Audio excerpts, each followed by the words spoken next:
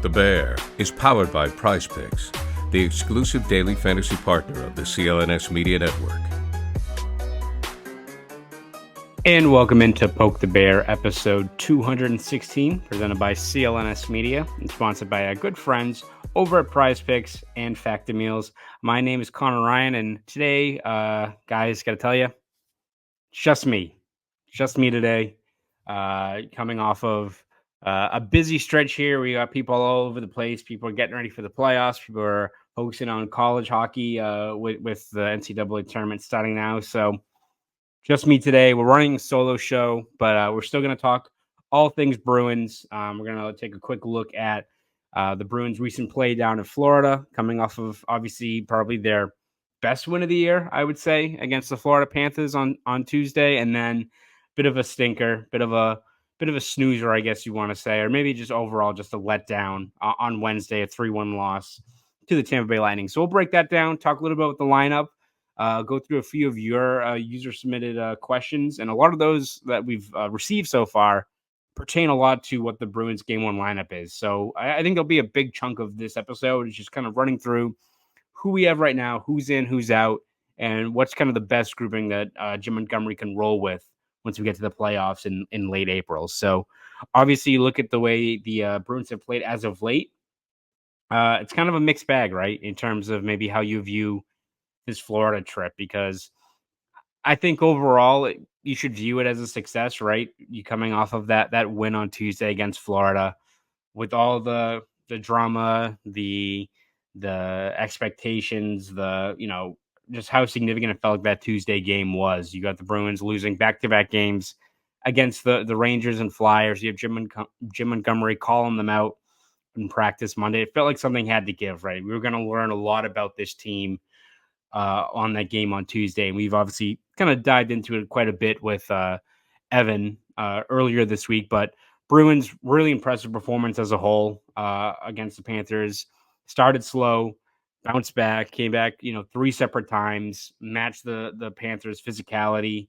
I think just overall really encouraging performance from a team. Again, it feels like you could make the argument that all 3 of the Bruins wins against the Panthers this year have all been statement wins. All things that I think gives you hope that this team could elevate their game in the playoffs, but especially when you look at just Florida and how good they are and how much it feels like their style of play really fits with playoff hockey, right? With how they swarm the net, they swarm at the net front, they're aggressive on the forecheck, they're physical, they get involved after the whistle, they bug the bejesus out of the opposing players, right? Like that's a team that seems like they're built for the playoffs, and the Bruins have handled them. They've elevated their game, they've matched them, and they've beaten them in 3 times this year. So I think Bruins fans, regardless of how you view, the playoffs, right? You could view that game as like a great springboard to the playoffs. You could view it as like, all right, let's see them replicate that in the playoffs. However you want to view it, you feel positive coming off of a win like that, and what they're trying to build with the playoffs now, less than a month away. And then on Wednesday, tough result there. The Bruins lose 3-1 to the Lightning. Again, didn't feel like the Bruins really had their legs. They weren't really assertive. They weren't aggressive with the puck. You're not going to beat a guy like Andrei Vasilevsky when you're not, getting that many pucks on net or driving into grade A ice. So a little bit similar to that Rangers game last week, where it feels like the Bruins just weren't assertive, aggressive enough, doing what was necessary to generate consistent high danger chances. Dan Heine gets the lone goal, and we'll talk a little bit about that second line with him. David Pastrnak and Pavel Zacha, but that's a trio that I don't think you split up right now. If you ask, I think Bruins fans, maybe in July, like pitching like how the lineup is going to look out and be like, all right, remember this guy, Danton Heinen. He's going to be the missing piece with David Pastrnak and Pavel Zacha. And again, is he the missing piece? I wouldn't call him that. I don't think it's a thing that when you've got guys like David Pastrnak and Zacha who built a lot of good chemistry last year, I think you're just looking for a guy that can more than hold his own, can finish his chances, and plays a responsible game. That's what Dan Heinen is. I think he's, give him credit for running with this top 6 role he has. For a guy that's signed to a dirt cheap contract, you will take a 30-point season from him. And he's been really good in that spot. So he deserves a lot of credit, but rest of the team just couldn't seem to get anything rolling, right? Again, second leg of a back-to-back. Montgomery mentioned after the game that I believe the Lightning were coming back from the West Coast. So I don't think really any team had really good legs. It just feels like it was a bit more of a dull game. Other than, Heinen, give credit to the Bruins video team led by Matt Myers for getting a goal taken off the board, making it a close game in the third period, but just not enough for the Bruins to come back and beat a Tampa team that's playing really well. I mean, they're, I think, 4 points behind the Toronto Maple Leafs now, which would make it very interesting if they're able to leapfrog the Maple Leafs. Because let me tell you, we've talked quite a bit about where the Bruins end up, right? Like they're in first right now in the Atlantic. They could bump back down to second. And if you tell me that the Bruins are playing the Maple Leafs in the first round as a 2-3 matchup, I like that matchup for the Bruins. I think that's a matchup you can win. Again, Toronto's very talented, but you look at their defense, their goaltending, how they kind of play. If you're playing to your game, you should be able to beat that team. You should maybe be able to beat Tampa, but it is going to be a lot tougher. I don't care about Vasilevsky and why his numbers have dropped quite a bit. He's coming off of his surgery earlier on this year. The team is a lot more top-heavy Tampa than in years past, with them no longer having guys like Yanni Gordon, Palat, and Blake Coleman, Barclay Goodrow, all these kind of players. Like they don't have that killer third line like maybe they did in years past, but still an elite team. Really physical, a lot of big defensemen. Tanner Jeannot, I mean, threw a devastating punch against Trent Frederick in that game. That's a team that I feel like you don't want to play in the first round. That's a team that if Vasilevsky gets hot and guys like Kucherov and Point and those guys capitalize, especially on the power play, that's going to be a really tough out. So if you're the Bruins, maybe it's better now to keep on hanging around that number one seed and hang around the wild card to see what's out there. Because if it's Toronto and it's a 2-3 matchup like that, I think you'll take. But if Tampa Bay ends up leapfrogging Toronto and all of a sudden you're set up for a matchup against that kind of team, not saying the Bruins are doomed, but that's a whole lot tougher. That's a team that Tampa, if they're playing to the capabilities, a lot of seasoned vets, a lot of guys that have won 2 cups, a lot of star talent out there. That is going to be a very, very tough matchup. So disappointing result for the Bruins. Again, we'll see how they kind of build off of that, coming off of a back-to-back game. They'll have a day off on Thursday, practice Friday in DC, and then play a Capitals team that, even with their, last I checked, what is it, minus 26 goal differential, that's still a Capitals team that's in the playoff picture. They're winning close games, really scrappy team. So it should be another really, really good test for the Bruins. So before we kind of move ahead, looking at the Bruins potential playoff lineup and some of your questions, let's take a quick break. Hear from our good friends over at Prize Picks. Football season may be over, but the action on the floor is just heating up. Whether it's tournament season or the fight for playoff home court, there's no shortage of high-stakes basketball moments this time of year. Get in on the excitement with Prize Picks, America's #1 fantasy sports app, where you can turn your hoops knowledge into serious cash. Want to play alongside some of Prize Picks' favorite players like Meek Mill and Sugar Sean O'Malley? You can now find community plays under the promos tab of the app to view entries from some of the biggest names in the Prize Picks community each week. Conference tournaments are here, which means the biggest moments in college basketball are getting closer. Be a part of the action on Prize Picks for both men's and women's college basketball.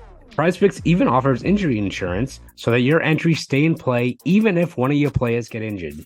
For basketball games, if you have a player who exits the game in the first half and does not return in the second, that player projection won't count against you and the rest of your entry stays live.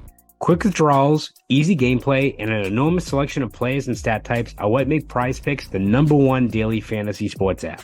And with the Celtics season in full swing, there's plenty of opportunity to participate in Prize Picks. This week on Prize Picks, I'm selecting Jason Tatum for more than 30 points and Kristaps Porzingis for more than 2 blocks. So download the Prize Picks app today and use code CLNS for a first deposit match up to $100. Again, use code CLNS for a first deposit match of up to $100. Prize Picks. Pick more, pick less. It's that easy. And now, let's get back to the show. Shout out once again to our good friends over at Prize Picks. All right, let's dive into a few of the questions we asked. We once again mentioned that we had a mailbag episode today, so asked for a few questions from our loyal listeners. So shout out to everyone who sent in questions. And I think a big chunk of this episode is going to revolve around Bruins game one lineup. We got a few questions about that. Elliot Gruber asks, who are the 20 guys dressing for game one? Anthony Himmelberger asked, with Brazeau playing so well, I think we can all agree he's earned his spot for game one. So between JVR, Beecher, and Lauko, who's snagging those last two roster spots? And how does Pat Maroon fit into the mix? So we'll kind of combine Elliot and Anthony's questions and kind of run through what we have for right now. And again, this is not set in stone with the amount of games the Bruins still have left. We have a couple more weeks to go. As we mentioned, as you look at the fact that Pat Maroon hasn't gotten into the lineup yet, but he's a guy that you imagine, factors into that mix if he's able to get back into the lineup before the playoffs begin. That game against Tampa seems like a perfect game for him. Even the game against Florida, like, again, it's not the most fleet of foot kind of skater out there, but it's very physical, can, hold his own against some of the Brigabardis out there. I don't know if he's losing that fight against Tanner Jeannot, as was the case with Frederick on Wednesday. But let's kind of run through what we have for right now. And, whether it's in the comments on YouTube or what have you, if you want to give your input as well. Again, this is going to be a lineup that's going to be in flux with as many moving pieces as they have. So it's going to be very different. We do another one of these exercises before the playoffs start. I'm sure, once again, it's going to look very different from maybe what we have right now. So starting off, I think first line, don't touch it, right? I think it has to be Marchand, Coyle, and Jake DeBrusk. I think that gives you your best, probably maybe not top line, but your best top six line that can do a little bit of everything, right? They can be your kind of shutdown line if need be, if you're trying to slow down another team's top six opponents. Coyle's had a very strong year. Probably wants back that play against the Lightning where he had an open net and passed it once again. So again, he's, I think, made strides this year of taking more of a shot first approach, but Coyle's a guy that needs to keep on with that assertive mindset. And he's, I think, been a very good top line center for this team. Jake DeBrusk has been pretty strong since the trade deadline. You need to keep that going because this team looks completely different in the top six, especially when you got DeBrusk engaged, flying across the ice, active on the forecheck, scoring goals, obviously. So need to get him going. And then Marchand, again, he's a guy that, definitely kind of delivered kind of a captain-like performance on Tuesday against Florida, but he is also a guy that I don't think it would hurt you if he had a day off or so. Again, I feel like that game against the Flyers last Saturday was the perfect avenue to do that. Because whether it's wear and tear, lingering injuries, just the grind of the season, it does feel like he's fighting it a little bit. Whether it's his skating, he's really struggled as of late with like handling the puck, and it's not to say that all of a sudden he's cooked or he's got something that's going to really limit him throughout the playoffs, depending on how far the Bruins go. But I do think a little bit of a breather here for Marchand would be advisable with one of these games coming up. So we'll see how that kind of plays out as well. But I think that's your top line. Don't touch it. Leave it be.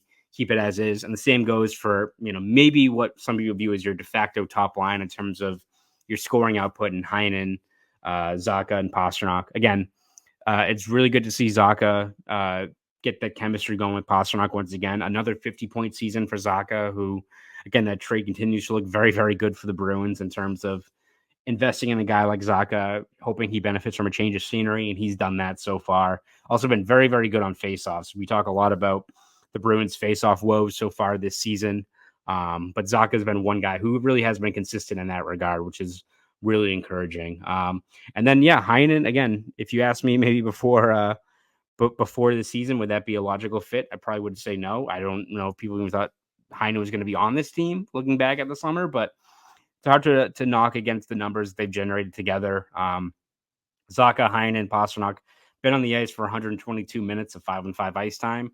Bruins have outscored opponents 11-4 during that stretch. And I think when you look at that group out there, obviously they're your best scoring line, but when you have guys like, Pastrnak out there, you do know there's going to be maybe some give or take. There's going to be maybe you're going to be trading chances. They're not as maybe stout as maybe a line with guys like Coyle and Marchand and DeBrusk in terms of maybe being defensively responsible.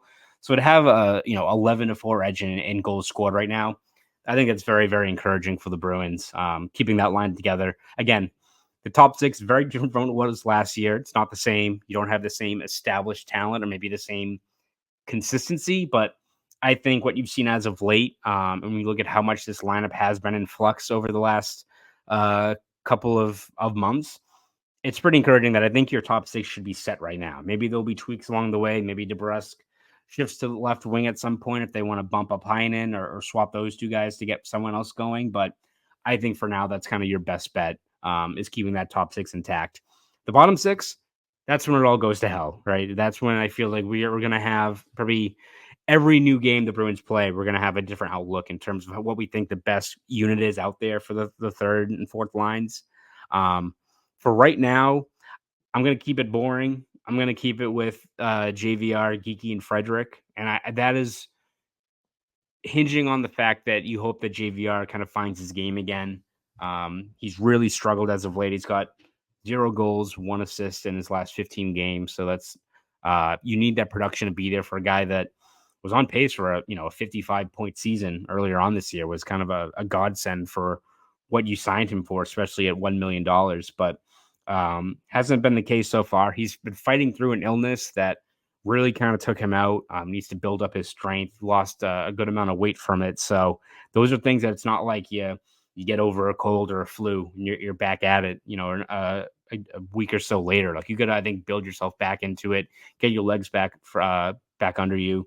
So I think that's going to be a bit of a work in progress for him. But I think just because he's had this stretch here, I don't know if you're just going to take him completely out of the lineup and don't view him as a guy that you want to keep around moving forward, because I think you saw earlier on this year how valuable he could be, whether it's at the net front on the power play, a really good playmaker at 5-on-5 play this year, earlier on this year. So I do think when you look at, I think Geeky and Frederick, those guys are locks for the third line. JVR, again, maybe the numbers aren't there, especially as of late, but that trio together earlier on this year, I think held an overwhelming edge against opponents in terms of high danger chances. When you've got, Geeky, who's had a really strong breakout year, Frederick, who can hang around the net front, has a good shot, and JVR, who where he's going to be on the ice around that grade A ice. If they're all playing at a high level, there's a lot to like about that as a puck possession line, can be physical, crowds the net front, like kind of exactly the kind of jam you want from a third line, especially in the playoffs. So for now, I'm going to keep those guys intact. But if JVR can't find his game, continues to really struggle getting back on the ice and getting into a groove, then you're going to switch things out. I'm not going to go into if JVR is going into the playoffs with 1 point in his last 22 games and he's playing 9 minutes a night and he plays like he did on Wednesday against Tampa Bay, where he gets beat to the net front on Chafee's goal, takes an ozone penalty, plays 9 minutes, doesn't attempt a shot, then you got to switch things up, whether that's Brazo getting bumped up or something else like that. I do think there has to be some changes there. So that's what I have for the third line right now. And then the fourth line, again, it all kind of depends on whether or not Pat Maroon's there. Because if Pat Maroon isn't available, or he's still a guy that maybe the Bruins view as more of they'll bring him in when needed. Like maybe he's the guy that the Bruins lose a game 1 or a game 2, they get out muscled, they get knocked around. You bring in Pat Maroon for a game 3 and see what he provides. But if he impresses in however many games he can actually get into before the year starts, I think he's your starting left wing. I think Brazo is a guy that's all but a lock in terms of whether it's maybe he gets bumped up to the third line, maybe he stays on the fourth line. But I think he's proved his value of being a guy that is really effective at the net front, a poised playmaker. And again, all the question marks about Brazo have usually revolved around his speed. I think he's more or less held his own. He's not going to be winning a lot of foot races, but I think he's adjusted pretty well to the pace found in the NHL so far. So that's also encouraging for him. So if Maroon does go into the lineup and he's left wing, Brazo's right wing, it all comes down to what you value more between Beecher and Boquist. I think Beecher's a guy that, in terms of how good he is at faceoffs, you have to keep him in the lineup. And again, you can find ways to keep Beecher and Boquist in the lineup as well. Like maybe it's a situation where you bump another guy up, or where Brazo moves or something like that to accommodate those different kind of guys out there. But I think Beecher, in terms of how good he is at faceoffs, how much you need another guy that can win you critical draws, especially in the D zone late in games. And again, Jim Montgomery, when mentioning why he likes Beecher and Boquist together. And again, Boquist has been very good this year in terms of generating chances, using his speed, whether it's on the forecheck, driving to the net, what have you. Beecher also has really good skating ability. So if he is, appointed as your go-to fourth line center, wins draws, he also can kind of do the same thing if he's playing to his strengths in the O-zone of being aggressive on the forecheck, taking the puck to the net. And if he's the guy and you've got Brezzo and Maroon there, again, maybe it's not the speediest fourth line with those guys. Maybe you do kind of split things up, but it all depends on whether or not Maroon's available. If Maroon's available, then it gets a lot more interesting. If he's not, or if he's viewed as more of the guy that you call in when needed, then I think you keep Beecher, Boquist, and Brezzo together, at least for right now. So that's the kind of the forward group we have right now. Again, ask me again on Saturday after the Capitals game. Maybe it's completely different. We'll see kind of how that all plays out. But before we look at the defense and the goaltending, let's take another quick break here from our friends over at Factor Meals. Let me tell you about my good friends over at Factor Meals. Eating better is easy with Factor's delicious, ready-to-eat meals. Every fresh, never frozen meal is chef-crafted, dietitian approved, and ready to go in just 2 minutes. You'll have over 35 different options to choose from every week, including Calorie Smart, Protein Plus, and Keto. Also, there are more than 60 add-ons to help you stay fueled up and feeling good all day long. What are you waiting for? Get started today and get after your goals. 2-minute meals, fuel up fast with Factor's restaurant quality meals that are ready to heat and eat whenever you are. Pancakes, smoothies, and more. If you're looking for fast, premium options with no cooking required, sign up and save. We've done the math.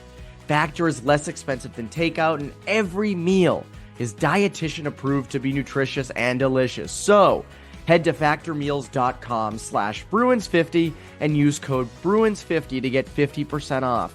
Again, that's code Bruins50 at factormeals.com/Bruins50 to get 50% off. Now, back to the show.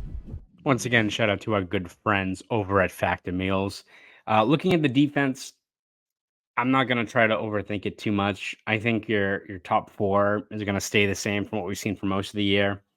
I know Matt Grzelcyk has his detractors, but I still think, I think he's playing a little bit better as of late, but I also think you get the most out of McAvoy when he's with Grzelcyk, so I don't touch that grouping right now. Again, I get the appeal of maybe a guy like Lohrei, but if he's going to be playing a lot of heavy minutes in the playoffs, I just don't think he's there right yet to throw him into that fire. Again, if you want to carve him up for a few games on a third pairing, maybe, but I think as much as there are detractors or people who think that Grzelcyk's not built for the playoffs, and again, we'll see. He was up and down in the playoffs last year. Then they scratched him for Game 6. Clifton and Fulbright came in, and they were awful in that game as well, right? So everyone struggled against Florida's forecheck in that series. So I think you stick with Grzelcyk and McAvoy for now, see what they can do. Lindholm and Carlo, I think that's still your go-to shutdown pairing. I will say that maybe a guy like Carlo might want to get the same Marchand treatment of a day off, because that pairing has been really struggling over the last week plus now. I think they've been on the ice for 0 goals for, 5 goals against in the last 4 games. Would have been out for 2 goals against on Wednesday, if not for the video team, reviewing that goal and getting it called back against Tampa. So I think that, you got to find ways to carve out some rest for those guys. But I think in the playoffs, you still got to keep them together. They played a lot of minutes together. They know how to play with one another. Their strengths, what they're going to be asked to do of a lot of heavy D zone minutes, a lot of PK work. It's not flashy, but I think they still give you, same with Grzelcyk and McAvoy. You could find ways to kind of split them up or find ways to maybe maximize the talent out there. But in terms of where they're best suited and what gives you your best chance in terms of getting the most out of each of those top 2 pairings, I think it's Grzelcyk, McAvoy, and Lindholm, Carlo. Third pairing is where it gets interesting, because you've got guys like Lohrei, you've got guys like Kevin Shattenkirk, who I think can slot in when needed. But I think if you're looking for the third D pair and you look at this team and what they need out of that spot, where one thing they've been really prone to is just giving up net front chances. Sometimes I think you're just missing the steadying presence back there on the blue line. I think you got to keep with Weatherspoon and Andrew Peak. Again, they're not flashy, but you're not really asking them to be, right? I think results were kind of iffy when they split them up on Wednesday, where Peak and Weatherspoon each skated with Lindholm and Carlo. I think keep those two guys together for what you're looking for a third D pairing. You're looking for two guys that can play simple hockey. Don't try to be too flashy with the puck on your stick. Make the simple pass out. Block shots, clear guys out of the net front. Do the simple things that maybe doesn't end up on the highlight reel, but holds a lot of value to what this team is trying to do and how to shore up an area of their lineup that has been in kind of a state of flux this year. So for right now, again, it's not to say that Lohrei and Kevin Shattenkirk will not touch the ice in the playoffs. If you're looking for more playmaking or a guy in the top four really struggles, yeah, of course, I think you can slot in one of those guys. But in terms of your everyday third pair, what you're looking for is a little more defensive fortitude. I go with Weatherspoon and Peak in that grouping. And then for goaltending, I'm still going with Ullmark for now. Again, the results maybe haven't been there over the last couple of games. I don't think he was necessarily at fault for a stinker of a game with Tampa Bay, but I just think you look at even like the Swayman performance on Tuesday, like he made clutch saves when he needed to. Had a good stop on Verhaeghe late in that game, but still seems to be kind of fighting the puck a little bit, giving up a lot of rebounds. I think you don't switch up the workload or anything like that down the stretch here, but you keep on letting Swayman kind of work through his struggles right now, and make sure you allow him to kind of find his game, because you're going to need both those guys in the playoffs. But if you ask me for right now, I'm not kind of changing my approach. I'm still sticking with Ullmark for game one for right now. So that was episode 216 of Poke the Bear. Thank you for everyone who sent in those questions. Again, we'll probably do this again looking at the lineup, and I'm sure it'll be completely different from the ones we just went over now. But once again, thank you guys for listening. You guys have a great rest of your week.